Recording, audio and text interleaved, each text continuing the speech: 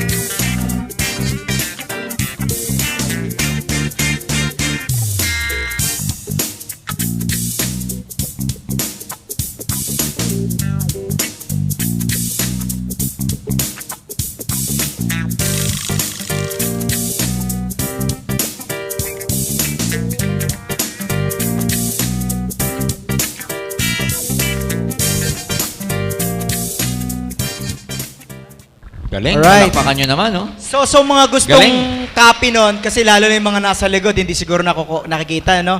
Pwede nyo po kung may USB kayo, pwede nyo siguro makopya dito, mamaya. Okay ba yun? So para ang ganda nung video. Oh, maganda dun, Roy, kasi actual statistics. Nakikita Study. yung upsurge. Ibig sabihin, yung surge sa internet usage kinumpara sa TV at saka newspaper. Oo. So talagang ang trend of the future ngayon, online. Yes. Kasi people are getting more connected by internet. Internet. Kaya pag hindi mo na-reach tong potential market na to, ibig sabihin 90% of the business in the future hindi mo magagawa. Kasi lumalabas sa sinasabi nila, almost 90% ng businesses doon papunta in the Doon future. And one good thing kasi, that is what AIM Global is preparing now.